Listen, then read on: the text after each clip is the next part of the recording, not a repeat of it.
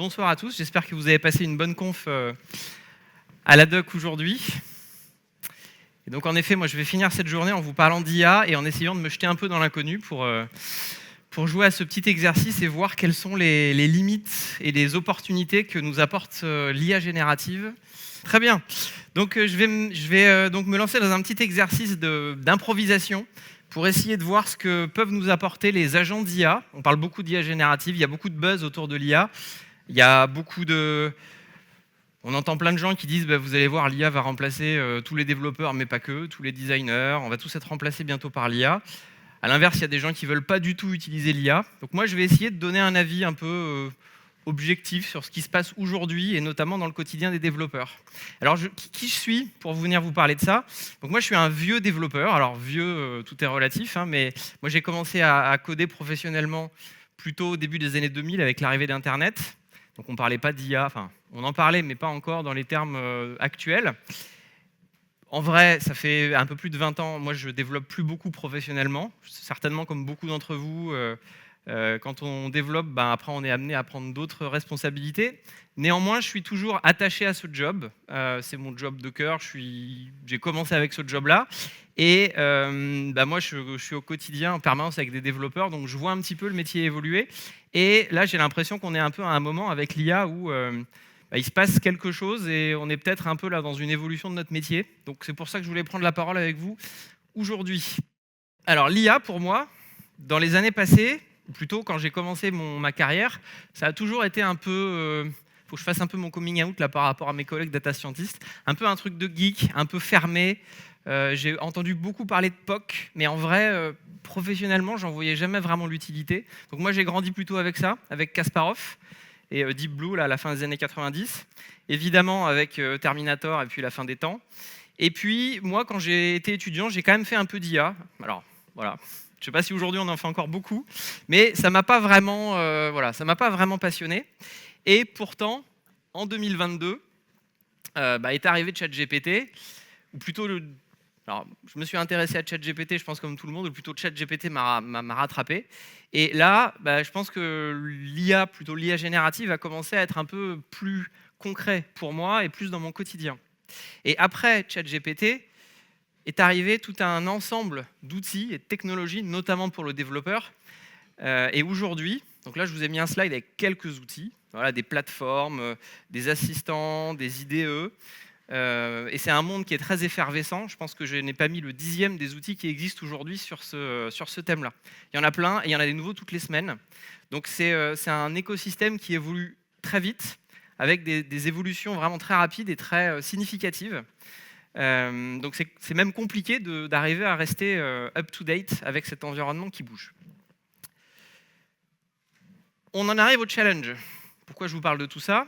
On va essayer de voir aujourd'hui ce que permettent de faire ces assistants. Donc le challenge, c'est quoi? 30 minutes pour développer une application inconnue. Donc certains d'entre vous ont cité les applis. L'équipe de curation, là, on a mis plusieurs sur la roue. Moi, je ne les ai pas vues. Donc c'est vraiment une application inconnue pour moi. Dans un langage inconnu. Alors on avait demandé quand même de restreindre un petit nombre de langages, histoire que la machine soit prête. Et évidemment avec l'IA générative. Donc on va voir, c'est un peu un saut dans l'inconnu. Est-ce que je vais arriver à produire quelque chose d'intelligible ou pas? J'en sais rien. Alors, juste un petit point sur les langages. Il y a des langages que je connais bien. Moi, je connais bien Java, je connais bien Dart. Il y a des langages que je connais un peu, Python. Il y a des langages que je ne connais pas du tout, Go.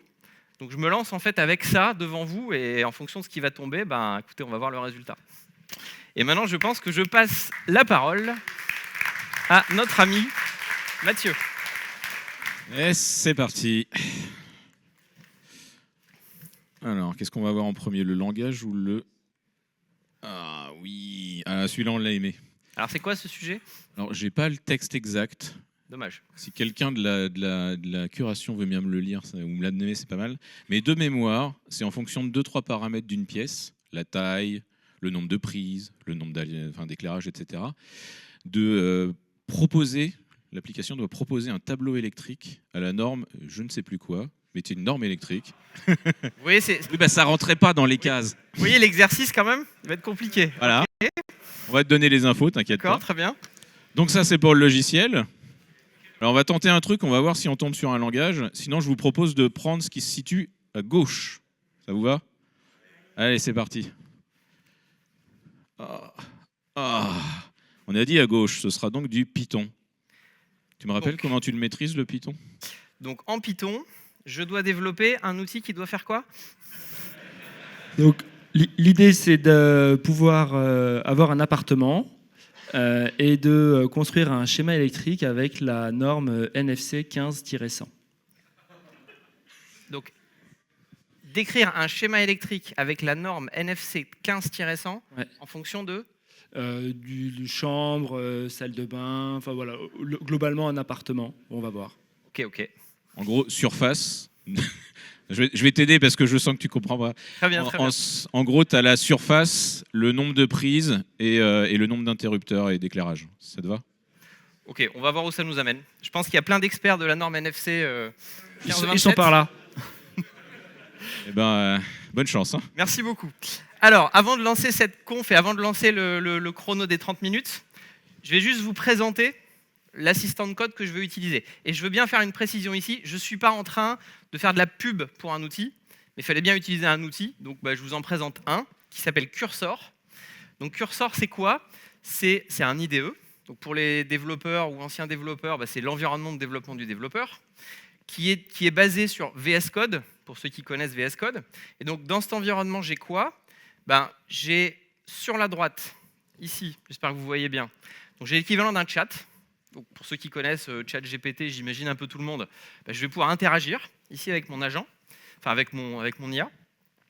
J'ai un terminal en bas avec qui je vais pouvoir lancer des commandes. Et puis je vais avoir ici, pour l'instant j'en ai pas, mais je vais avoir mes fichiers de code ici avec lesquels je vais pouvoir interagir.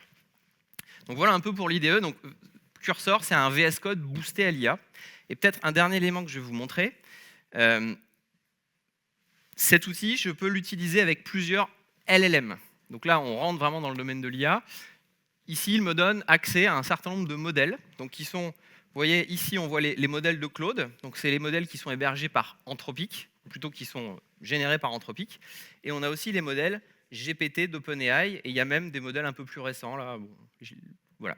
En tout cas, moi, généralement, pour cette démo, j'utilise plutôt la version d'Anthropic. Et il se trouve qu'Anthropic, ils ont sorti un modèle très récemment qui est la version 3.7. Donc, on va utiliser celui-là. Et ici, j'en parlerai pas pour l'instant. OK.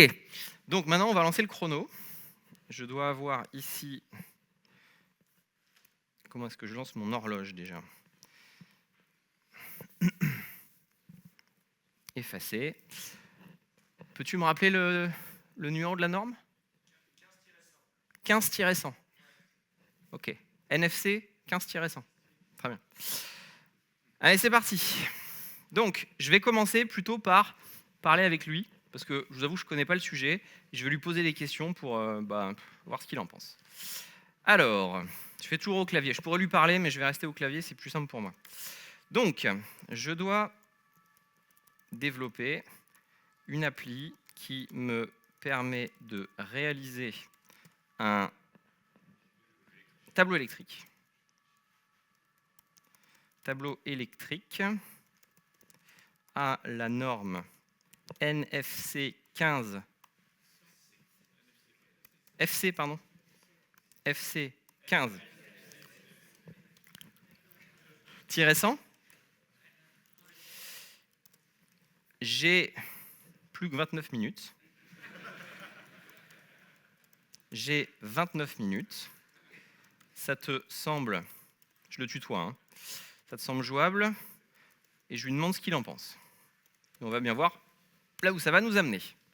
Ah pardon, j'ai oublié, c'est en Python. Donc je vais l'arrêter, je l'ai arrêté là, et je vais lui dire, c'est en Python. C'est en Python. Et je renvoie. Donc là, vous voyez, on rentre dans un mode d'interaction que vous connaissez certainement. Si vous avez utilisé ChatGPT ou un... Ah, super. Bon, alors, on va changer de modèle, puisqu'apparemment, la version de Claude utilisée est un peu trop sollicitée. Donc on va passer sur la 3.5. Vous voyez, parce que concrètement, l'outil là, il est connecté au serveur d'Anthropic. Donc là, si Anthropic il est sursollicité, un premier enseignement, hein, on est quand même dépendant de l'infrastructure. Donc on va renvoyer avec une version qui est probablement un peu moins demandée à l'heure actuelle. Donc pour ceux qui connaissent ChatGPT et Co, on est vraiment dans le même mode d'interaction, c'est-à-dire que j'ai envoyé un prompt plus ou moins détaillé, et lui me répond, et il génère en fait les tokens au fil de l'eau. Et on va voir ce qu'il nous dit. Donc, je comprends que vous souhaitez développer une application en Python pour concevoir un tableau électrique. Très bien. Donc il a compris que j'ai 29 minutes. Alors, ce qu'il dit, c'est une norme complexe, qu'elle couvre de nombreux aspects, dimensionnement des circuits, protection des personnes, section de câbles, bon, ok. Pour une première version en 29 minutes, nous devrons nous concentrer sur des fonctionnalités essentielles. Déjà, il est plutôt malin, il se dit on va essayer de faire simple. Une interface simple pour saisir les circuits, le calcul basique du dimensionnement, la vérification des règles. Écoutez, ça me paraîtrait une très bonne analyse pour moi qui n'y connais rien. Je propose de créer une application console avec les fonctionnalités suivantes: saisie des circuits, calcul automatique des protections, vérification des règles de base, génération d'un rapport simple. Est-ce que la curation, ça vous va comme proposition? Bon, la curation a dit oui, donc on va partir là-dessus. Donc vous voyez là, j'ai pas eu de code, hein, j'ai eu une analyse. Vous ne l'avez pas vu ici, mais parfois il peut directement partir sur du code. Donc on a quelque chose qui n'est pas toujours déterministe, ça c'est l'utilisation des LLM. Donc lui, ce qu'il me dit là, il va vérifier si j'ai déjà Python. Et là, vous voyez, il me propose directement de lancer la commande. Donc là, on voit un peu l'interaction et on voit le fonctionnement et l'intégration des outils. Et il a même directement lui proposé une commande. Donc vous savez quoi? J'ai envie de lui dire, vas-y, tu vas lancer cette commande et tu vas voir, j'imagine que lui, en fonction de ce qu'il va trouver, il va pouvoir déterminer les autres actions. Donc on va faire run command. Donc là, il a ouvert une espèce de terminal virtuel et il s'est rendu compte qu'a priori, j'ai la version de Python 3.11.6 sur mon poste. Donc lui, il dit très bien, Python est installé, je vais créer la structure du projet et les fichiers nécessaires. Donc là, je comprends qu'il va créer un répertoire tableau électrique, qu'il va rentrer dedans et il va créer 3 fichiers. Un fichier requirements, un fichier main et un fichier readme. Donc là, quand on connaît un peu Python, concrètement, je pense qu'il va lister les dépendances. Donc j'imagine qu'il va aller chercher des dépendances, créer un script initial et puis a priori une doc. Donc très bien, je lui demande de le faire. Donc là, vous voyez maintenant à gauche, je trouve mes éléments. Donc il a créé en effet mon fichier principal main.py. Il a créé un fichier readme et il a créé un fichier requirements qui sont pour l'instant vides. Et il dit, je vais créer le contenu des fichiers. Donc il me dit, on va commencer par le readme. Donc il commence par la doc. Bon, admettons. Et ensuite, il va créer le fichier requirements. Alors là, on voit, pour ceux qui ont l'œil affûté, on voit qu'il a créé un sous-répertoire tableau électrique dans lequel il a créé des fichiers. Et là, visiblement, il se prend les pieds dans le tapis, puisqu'il a recréé des fichiers au même niveau. Donc il a un peu perdu le fil, visiblement, de ce qu'il avait fait. Donc, ce qu'on va faire, je vais essayer de l'aider un peu. Je vais aller directement dans Tableau, je vais me remettre dans le README, et je vais lui dire, je vais prendre ce fichier-là, là, je vais le copier, et je vais le mettre moi-même à la main dans le README. Je sauvegarde, et je vais faire pareil avec les requirements. Je vais les copier, et je vais les mettre là-dedans. OK. Oula, qu'est-ce que j'ai copié là? Pour l'affichage des tableaux, je ne suis pas sûr que j'ai copié. Pas sûr d'avoir copié l'intégralité. Non. Bon, donc vous voyez, ça commence très bien. Pas sûr qu'en 28 minutes... Ah oui, pardon, excusez-moi. C'est moi qui peine un peu. Ensuite, il va créer un fichier principal. Donc pareil, il m'a recréé un fichier principal. Bon, en fait, il m'a recréé les 3, quoi. Oula. Il m'a recréé les 3. En fait, je m'embête peut-être. Je vais rester sur ce niveau-là, après tout. Donc, on voit qu'il a créé aussi un fichier principal dans lequel il a mis beaucoup de code.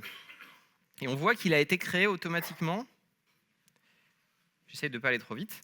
On voit qu'il a créé aussi automatiquement le contenu du fichier principal, ici, là, et qu'il me l'a directement déversé dans mon fichier de code, ici, à gauche. Donc, Là, je vais essayer de lire un petit peu ce qu'il a créé. Donc, il a créé a priori une classe circuit. Très bien. Une classe tableau électrique avec un certain nombre de règles de protection. Donc là, j'imagine qu'on est un peu dans la taille de section des fils. OK. Une fonction d'ajout de circuit, une fonction de vérification de circuit. Donc j'imagine que je vais avoir la possibilité de saisir un nouveau circuit. La génération d'un rapport, donc ça doit être une sortie sur la console qui me dit, bah voilà, ton tableau, il a tout ça. OK. Et il m'a créé une fonction principale qui, si je comprends bien, va me poser une question pour me permettre de saisir une option. Et en fonction de ça, il va enrichir le circuit ou pas. Ouais, c'est ce que je comprends. Vous voyez que déjà, il m'a créé une centaine de lignes de code, plus les requirements, plus le README, en l'espace de une minute. Donc il a quand même été assez rapide. Et j'ai l'impression qu'il n'y a pas de bug de compilation, je ne vois pas d'erreur, donc ça semble compilé.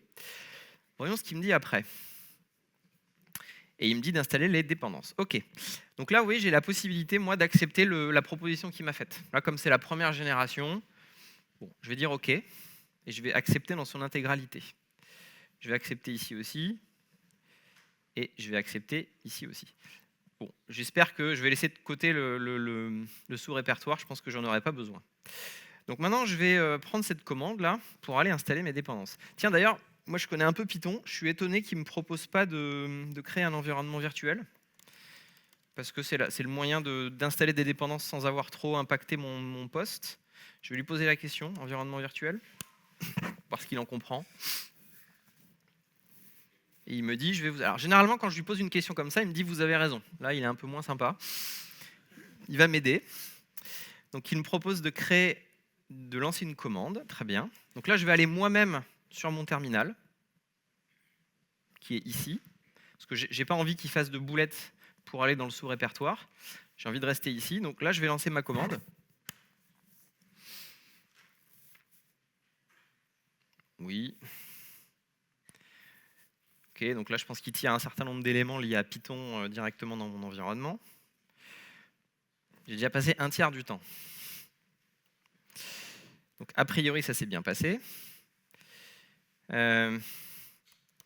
Comment j'active mon environnement? Je ne me rappelle pas. Ah bah tiens, je vais lui demander ici. Tiens. Je vais me mettre dans le terminal et je vais lui demander ici. Je vais interagir directement avec le terminal et je vais lui dire active l'environnement, voir ce qu'il en comprend. L'environnement virtuel. Donc là, vous avez compris, hein, à chaque fois, il fait un appel à Anthropic et il me ramène une proposition en fonction du prompt que je lui ai donné et de ce que lui a intégré dans mon IDE. Et donc là, il m'a fait une proposition de commande qui m'a l'air d'être bien. J'accepte et c'est bon. Je suis dans mon environnement virtuel. Les pitonneux, j'imagine, vont reconnaître ça. Ou les pitoniens, je ne sais pas comment on dit. Ceux qui connaissent un peu Python, quoi.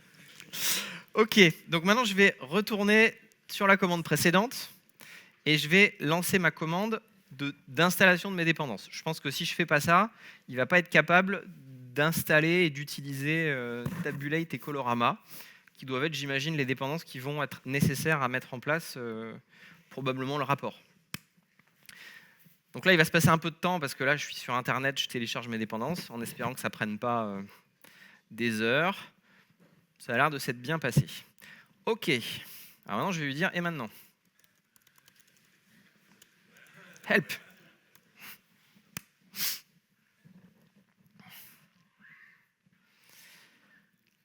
Ah, donc il n'avait pas vu. Il n'est pas omniscient. Tout n'est pas forcément toujours très bien interconnecté. Il n'avait pas vu que j'avais déjà activé l'environnement virtuel. Donc, je vais dire, c'est pas grave.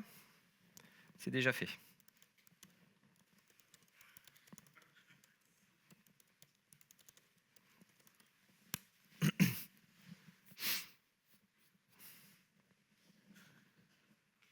OK, c'est déjà fait aussi.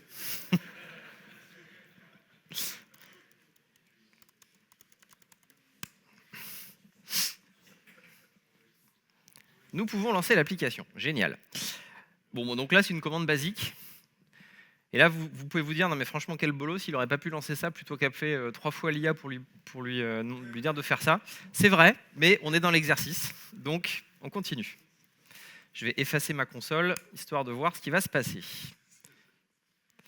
Nous sommes à 12 minutes.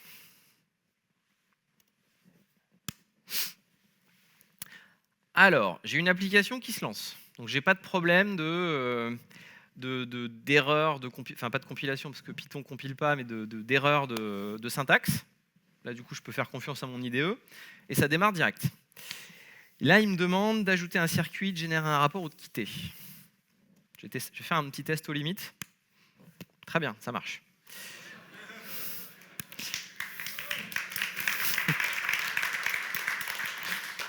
Si vous applaudissez pour ça... Alors, on va voir là où ça m'amène pour ajouter un circuit. Nom du circuit. Alors, on va dire, je sais pas moi, la prise du four de la cuisine. Parce qu'évidemment, moi, je mets des fours partout. Type. Ah tiens, il me demande le type. Bah, ok. Donc c'est un four. Donc là, visiblement, j'ai ce que je pourrais qualifier d'énum. Je vais faire un test nominal, histoire d'avancer, voir ce que ça va donner. Donc je vais lui dire four. Mon four, il doit avoir, je sais pas, peut-être 2000 watts. C'est beaucoup 2000 watts? On va dire 2000 watts. Nombre de points de connexion, je pense que j'en ai qu'un pour mon four.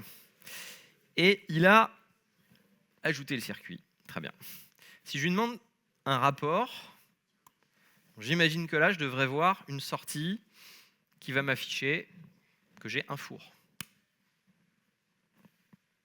Très bien. Donc, j'ai la prise de mon four de cuisine qui fait 2000 watts et qui me fait une section de 2,5. Je vous avoue que j'ai moi-même tiré le câble de mon four, donc je pense qu'on est bon. Je pense qu'on est bon. Et alors, donc il y a une section en dessous, vérification des règles. Là, il n'a rien mis. Il n'a rien mis. Je vais rajouter peut-être un deuxième circuit pour voir ce que ça donnerait. Non, pardon. Et on va dire, je sais pas, la lampe du salon. C'est un éclairage. Puissance en watts doit faire, je sais pas, 50 watts peut-être. J'en ai une. Je génère un rapport. Bon, je trouve bien mes deux circuits. J'ai pas de vérification de règles a priori, mais je trouve bien mes deux circuits. Jusque-là, j'ai une application. Certes, elle est basique, mais elle fonctionne. Pour moi qui ai des compétences limitées en Python, c'est déjà pas trop mal en l'espace de 15 minutes. Je ne suis pas sûr que j'aurais réussi à le faire si j'avais pas eu une IA. Alors maintenant, je comprends quand même de la demande qu'on voulait vérifier les règles, enfin générer un tableau et un rapport en vérifiant les règles. Donc là, je vais copier-coller la sortie. Donc je vais sélectionner ici la sortie que j'ai eue dans mon terminal. Je vais tout prendre. Vous voyez ici, j'ai une fonction add-to-chat. Donc là, on voit le côté intégration de l'IDE avec l'IA. Donc je vais ajouter ce qui est sorti dans mon terminal. Alors vous l'avez peut-être pas tous vu, mais ici, vous voyez, dans mon terminal, ça est venu ajouter ce contexte. Et je vais lui dire, ce que je voulais lui dire, c'était vérification des règles. Je vais être assez liminaire, on va voir ce qu'il en sort. Vérification des règles. Avec un point d'interrogation. Ok, donc là, l'IDE, il essaye d'envoyer au LLM tout le contexte qui va bien. Donc moi, je lui ai forcé un contexte. Et normalement, il a fait son travail d'indexation du code. Alors là, c'est facile, hein, il y a 3 fichiers, dont un fichier de code. Donc il essaye d'envoyer ce qui lui semble pertinent.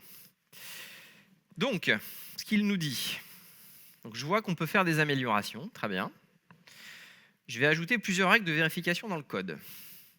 Vérification de la puissance maximale, vérification du nombre minimum de circuits, vérification des sections de câbles, plus de règles spécifiques par type de circuit. Voici la modification du code. Donc là, ok, il m'a fait une analyse.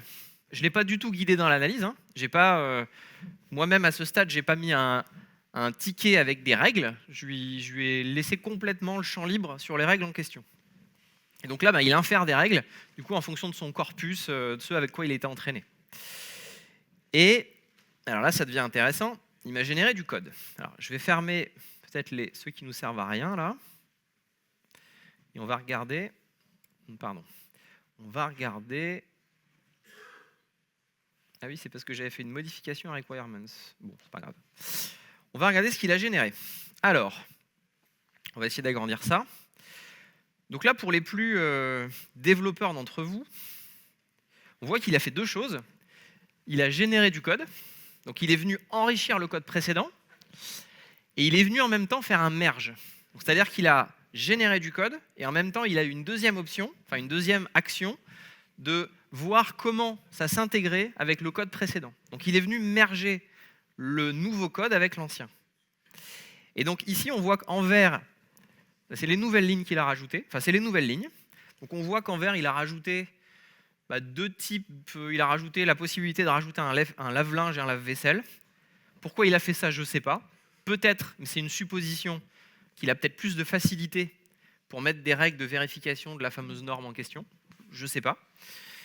Et en rouge, il a supprimé un certain nombre de règles. Donc il a supprimé ces 4 lignes-là. Et on voit qu'il a rajouté aussi une notion de puissance sur les câbles, j'imagine. Donc il a fait ça sur l'ensemble du fichier. Donc le vert, c'est ce qui a été ajouté. Visiblement, il a rajouté ici des règles de vérification, des règles sur le nombre de points, sur la puissance. Donc il a rajouté beaucoup de choses. Beaucoup de choses. Ça devient un peu compliqué d'ailleurs pour moi de tout vérifier, mais bon, il a rajouté pas mal de choses. Et là, il a supprimé des trucs. Et là, il me fait un petit rapport, c'est sympa. Il me dit, voilà, j'ai rajouté des règles de vérification sur la puissance. OK. Des nouveaux types de circuits, des améliorations de l'interface. Et je peux relancer l'application, elle vérifiera beaucoup plus de règles. Par exemple, elle vous alertera si un circuit dépasse sa puissance maximale autorisée. Écoutez, on va tester ça. Alors déjà, maintenant là que j'ai ce fichier de code qui a été modifié, moi, en tant que développeur, j'ai la possibilité soit de dire, pour chaque modification, j'accepte la modification que tu me proposes, comme ça. Soit je peux la refuser, en disant, non, ça je ne suis pas d'accord, je n'ai pas envie, et puis je passe à la prochaine. Et j'ai la possibilité aussi d'accepter l'intégralité du code. Bon, pour l'exercice, et puis parce que ça servira aussi mon discours par la suite, je vais tout accepter, et puis parce que je n'ai pas beaucoup de temps. Donc, j'accepte ce fichier. Visiblement, je n'ai pas de problème de syntaxe, et on va voir ce que ça va donner. Donc, je vais relancer l'application. Je vais de nouveau... Ah non, je suis dans le... Pardon, je n'avais pas vu. Je vais de nouveau nettoyer mon terminal pour repartir sur un truc un peu propre. Et je relance. Je ne pense pas que ça ait changé. Donc j'ai toujours ma même interface minimaliste. On parle beaucoup d'accessibilité ces temps-ci, je ne sais pas si c'est très accessible. Mais ça a le mérite d'exister. Et donc, je vais essayer de tomber dans un des cas qui me permet de vérifier une des règles. Donc, par exemple, puissance maximale par type de circuit. Je vais lui demander, peut-être pour m'aider, quelle puissance max je peux mettre sur un éclairage.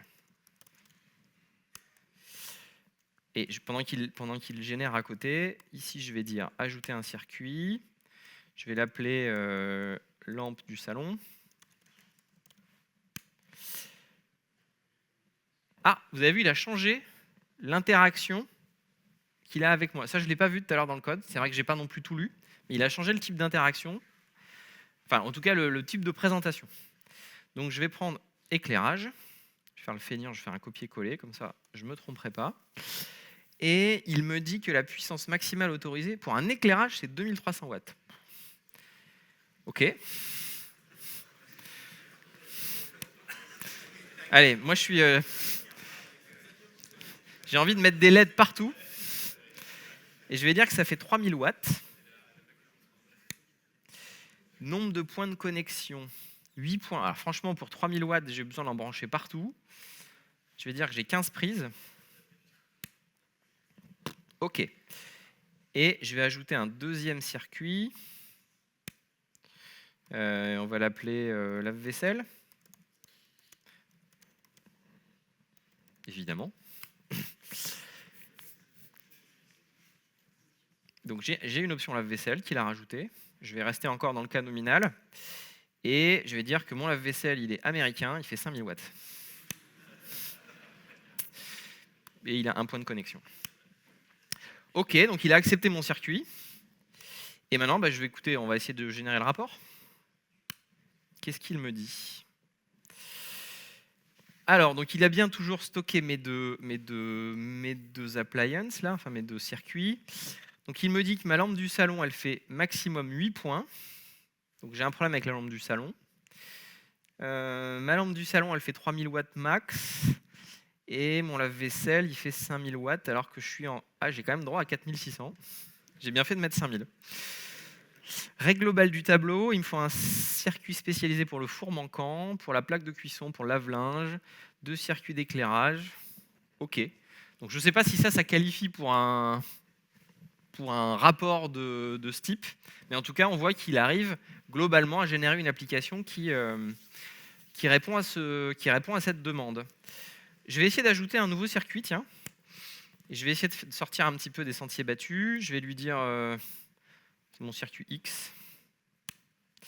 Et je vais dire que c'est un robot aspirateur. Bon, alors il a accepté, alors que c'est pas dans l'énumération. Il est plutôt permissif. Je vais lui dire que ça fait moins 240 watts. Il a accepté aussi. Un point de connexion. Et il a accepté, donc c'est quand même incroyable. Et si je lui demande de régénérer le rapport, ok, donc on voit en fait qu'il a fait absolument aucun contrôle. Il m'a donné un certain nombre de choix, mais il a fait aucun contrôle.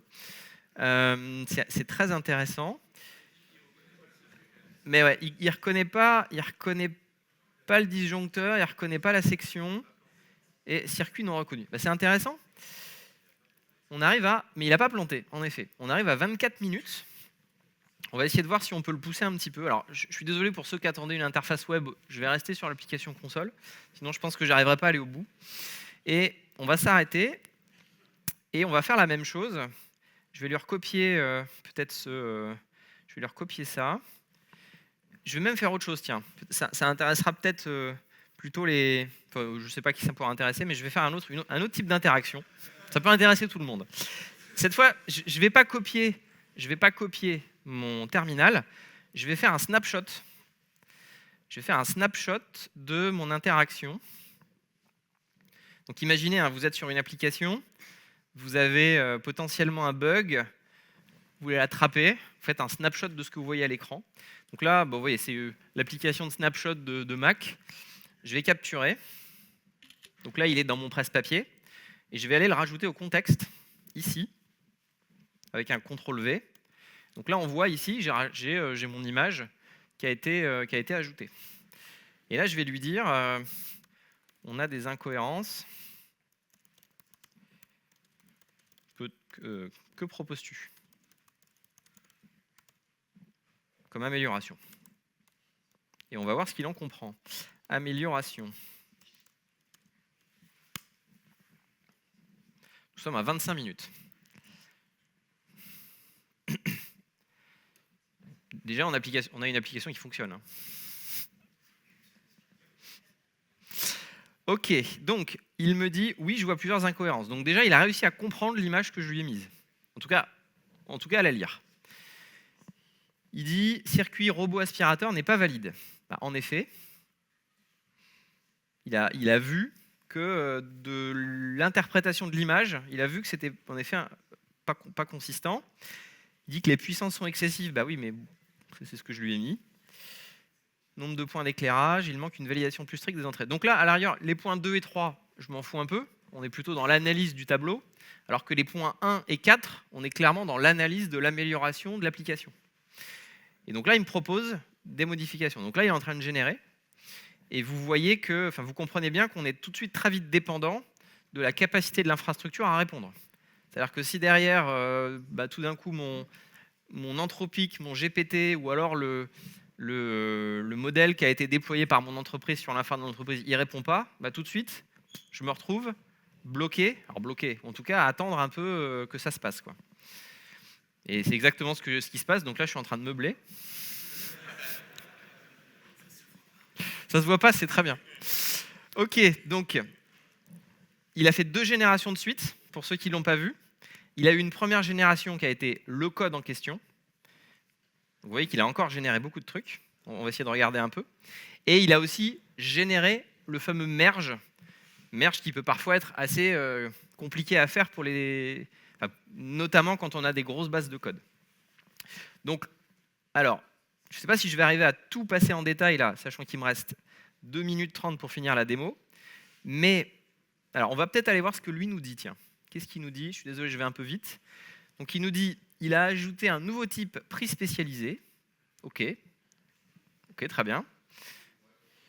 Il valide les entrées, il valide la puissance. Donc, j'imagine qu'il va m'empêcher de saisir un certain nombre de puissances. Je ne suis pas sûr que c'est vraiment ce qu'on veuille, mais c'est ce que je comprends. Il va enrichir l'interface utilisateur et mettre des règles plus claires et améliorer la gestion d'erreurs. D'accord ? Et alors là, en face de ces améliorations, il y a tout le code qu'il a généré. Je fais un petit aparté, même s'il me reste que 2 minutes. Si je vais tout au bout, je suis déjà à 230 lignes de code. Ça fait même pas une demi-heure qu'on est en train de coder. Et vous savez quoi ? Vu le temps qui me reste, je ne vais pas vérifier tout ce qu'il a fait. Et je vais juste dire « Ok, je te fais confiance ». Je ne sais pas si c'est bien, mais en tout cas, c'est ce que je vais lui dire. J'accepte. Pour l'instant, j'ai toujours pas d'erreur de ce que je qualifierais d'erreur de compilation, même si c'est un abus de langage en ce qui concerne Python. Mais en tout cas, j'ai pas de problème de syntaxe. Et maintenant, on va relancer probablement une dernière fois cette application qui, je pense, restera dans les annales. C'est reparti. Donc, maintenant qu'on connaît l'interface, j'ajoute un circuit. Je vais remettre mon aspirateur robot. Bon, mon interface est encore un peu plus riche. Donc, c'est une prise spécialisée. Alors, vous savez quoi, je vais remettre aspirateur robot, parce que normalement, il est censé avoir vérifié les entrées. Si je lui dis aspirateur robot, ok, donc il a rajouté un check, qu'a priori, j'ai pas le droit de mettre ça. Alors, bon, faut que je recommence, du coup. C'est reparti, je remets mon aspirateur robot. Vous savez quoi? Ah là là, qu'est-ce que j'ai fait là? Je vais dire que c'est une prise spécialisée. Et alors les prises spécialisées, c'est maximum 3680 watts. Je vais lui en mettre 4000. Un point de connexion. Ok, donc c'est à la validation finale qui me dit non, ça ne marche pas. Mais il a bien fait le check. Allez, je vais essayer d'aller au bout. C'est mon aspirateur robot. J'y tiens. C'est une prise spécialisée. Elle fait 400 watts. J'en ai 2. Pardon. Aspirateur robot. C'est une prise spécialisée. Ah non, c'est pas vrai.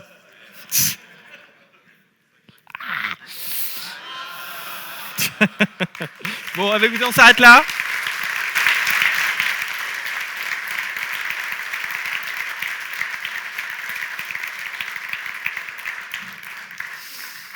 Je ne suis pas allé jusqu'à la démo finale, mais vous avez vu quand même qu'en quelques minutes, on est arrivé à un résultat qui fonctionne. Et même si je ne suis pas sûr d'arriver à vendre cette application à nos experts en électricité, mais en tout cas, on a quelque chose qui fonctionne avec un certain nombre de règles. Et donc, bon, je considère que, après vous aurez votre avis, mais moi je considère que c'est plutôt un succès à ce stade. Alors maintenant, j'ai quelques slides pour finir cette conférence, qui sont ici. On a fini. Alors, bien que c'était de l'improvisation, vous l'avez compris, j'avais un petit peu travaillé quand même mon pitch, et donc j'ai quand même envie de tirer quelques enseignements que j'avais un peu préparés avant, parce que j'imaginais un petit peu le résultat de cette démo. Alors, si on doit en sortir quelques grands enseignements, clairement, ces outils ils m'ont permis de démarrer rapidement. Je suis persuadé que je ne serais jamais arrivé à ce résultat. Ça m'a permis de me lancer, ça m'a permis de mettre l'architecture, en tout cas les premiers fichiers et de lancer le programme. Ensuite, ça a généré du code plutôt de qualité. Alors, je pense qu'il y a des gens qui font du Python dans la salle, qui auraient certainement un avis différent de ce que lui a généré, mais en tout cas, pas de problème de syntaxe. D'une génération à l'autre, on avait quelque chose de consistant, c'est-à-dire que ce n'est pas parce que j'ai fait une deuxième génération que ça a planté, et on peut discuter de l'application qu'on a eue à la fin, mais on avait quand même quelque chose d'opérationnel avec un certain nombre de règles de gestion implémentées. Donc moi, je considère que le code est plutôt de qualité. Vous l'avez noté, c'est moi qui ai piloté l'IA. C'est-à-dire que je pense que si j'avais laissé faire tout seul, peut-être qu'il aurait fait quelque chose. Néanmoins, c'est quand même moi qui ai alimenté le prompt. C'est quand même moi qui ai alimenté la discussion et c'est quand même moi qui l'ai alimenté. Ça, c'est important, je pense. J'en reparlerai un petit peu plus tard. Donc, c'est quand même moi qui fais le taf de l'orienter. Ensuite, un challenge, alors que vous n'avez pas forcément bien vu aujourd'hui, mais parce que les outils se sont beaucoup améliorés, mais un vrai challenge de ces outils, notamment, c'est l'intégration entre ce fameux contexte, donc c'est l'ensemble des fichiers que j'ai dans mon application, l'ensemble des prompts que je vais lui envoyer, et la capacité du LLM à prendre l'ensemble de ce contexte. Là, on a 3 fichiers, c'est facile. Vous savez que les LLM, aujourd'hui, ils ont un contexte limité. Je ne sais pas si ça vous parle, cette notion de contexte, mais cette capacité en fait, à ingérer du contenu. Et en fait, les IDE, elles ont ce challenge-là d'arriver à envoyer au LLM pour chacune des requêtes ce qui est pertinent. Et autant quand on a 3 fichiers, c'est pas bien grave. Autant si on avait une base de code avec 800 000 lignes de code, c'est pas du tout sûr que la pertinence des réponses aurait été aussi bonne. Deuxième challenge, le volume de code généré. Vous avez vu 230 lignes de code là en quelques minutes. Vous avez vu à la fin, j'ai fait clic-clic. Ça peut devenir très vite compliqué de suivre ce qui a été généré. Et d'ailleurs, tout à l'heure, je crois que c'est Svetlana qui disait qu'un développeur il passe 1h20 par jour réellement à coder. Si pendant 1h20, toutes les 20 minutes, vous générez 200-300 lignes de code, vous imaginez bien cognitivement ce que ça fait pour le développeur d'arriver à ingérer tout ça. C'est pas évident. Et du coup, le risque de ça, c'est justement de plus piloter l'IA nous-mêmes, mais de se faire piloter par l'IA. À la fin, j'ai fait, pour l'exercice, j'avais que 30 minutes. Vous avez vu, j'ai fait clic droit, clic, j'accepte, j'avance. En vrai, dans la vraie vie, si je fais ça, je peux être sûr que je vais courir à la catastrophe parce que tout simplement, ce code, c'est pas moi qui l'ai écrit. Et si je passe même pas de temps à le regarder, à le comprendre et à avoir un regard critique dessus, en fait, je vais très vite générer probablement des trucs de moins bonne qualité. Donc voilà, un point d'attention pour la suite. Et d'ailleurs, la question qu'on peut se poser, mais alors c'est, vous avez vu, là j'ai quand même réussi à développer mon appli. Donc est-ce que c'est si magique que ça, ces outils, même si je pense que cette démo a été réussie? En fait, aujourd'hui, on commence à avoir un peu de recul. Et il y a des études, alors il n'y en a pas forcément pléthoriques, mais il y a quelques études qui commencent à sortir qui disent que finalement ces outils, ce n'est pas si magique que ça. Il y a une étude qui est sortie il y a quelques temps, qui a été menée sur une cohorte de plus de 800 développeurs entre fin 2023 et mi-2024, avec une cohorte test de 400 qui n'utilisaient pas, alors là ça parle de Copilot, mais je pense qu'on pourrait parler de n'importe quel outil, qui n'utilisait pas Copilot et une cohorte qui utilisait Copilot. Et en fait, ce qui a été démontré, c'est que la cohorte qui utilisait Copilot, elle avait 41% de bugs de plus que l'autre cohorte, et elle n'avait pas plus de productivité que l'autre. Donc franchement, ce n'est pas encore si magique que ça, même si je reconnais, mi-2024, c'était il y a une éternité par rapport à ce que font les outils aujourd'hui. Néanmoins, on fait avec ce qu'on a, et pour l'instant, les premières études, c'est ça. En tout cas, des études montrent ça. Et moi, j'aime bien, en fait, ce que dit Adi Osmani, qui est un des engineering managers chez Google pour Chrome. Il dit, en fait, l'IA, il a fait un papier dessus, il dit c'est assez contre-intuitif, parce qu'en fait, dont on se rend compte, c'est que les développeurs expérimentés, ils vont très largement bénéficier de ça, parce qu'en fait, ils ont déjà du recul, ils savent ce qui est bien, ce qui n'est pas bien, ils ont déjà connu plein de problèmes dans leur vie, ils savent comment réagir à une situation, et donc eux, ils vont en profiter pleinement. Et ils vont même être boostés par l'IA. A l'inverse, les développeurs peut-être plus juniors, ou qui ont moins de recul, on se dit aujourd'hui qu'on peut devenir développeur juste en ayant passé 2 mois sur ChatGPT, eux, du coup, ils vont plutôt utiliser l'IA et pas forcément être très productifs. Et lui, en fait, il donne une image, il dit c'est comme si on avait l'IA maintenant, c'est comme si on avait un développeur un peu junior qui a envie de bien faire, qui produit plein de code, mais en fait, qu'on doit en permanence un peu recadrer. Et donc, c'est exactement ça. On pourrait avoir l'impression que c'est magique, mais en fait, aujourd'hui, c'est pas tant le cas que ça. Tout le monde bénéficie pas en fait de l'apport de ces outils. Alors, si je devais vous passer 3 messages, c'est monter dans le train, si vous n'y êtes pas encore. Il y a de plus en plus d'utilisateurs aujourd'hui qui l'utilisent. Même si alors certains d'entre vous ont peut-être un point de vue éthique, ne sont peut-être pas d'accord, mais néanmoins, aujourd'hui, ça fait partie de l'outil du développeur. Et si vous ne l'utilisez pas, peut-être que vous allez être un peu à côté de ce qui va se passer. Donc, montez dans le train. Deuxièmement, c'est expérimenter. Et notamment, je pense que ce qui va faire que ces outils vont fonctionner, c'est notamment qu'on va essayer de mixer les pratiques craft à l'ère de l'IA. Donc, c'est la seniorité, c'est toutes les pratiques de clean code, de pair programming qu'on connaît, qui sont à inventer clairement à l'ère de l'IA. Mais je pense que c'est ça qui fait que demain, on sera capable d'utiliser l'IA de manière productive. Et enfin, développer, c'est pas coder, c'est ce que disait Svetlana tout à l'heure. Donc même si on est plus productif, en fait, on va être plus productif, en tout cas sur l'activité de développement. On sera plus productif sur une partie de son activité. Ça ne va pas changer le fait qu'on devra avoir des interactions avec ses collègues, qu'on va devoir travailler les maquettes, qu'on va devoir essayer de comprendre ce que dit le business. Parce que si on donne à une IA la phrase que nous donne le business, je veux une nouvelle appli qui fait ça, on aura un truc qui servira probablement pas. Et j'ai terminé.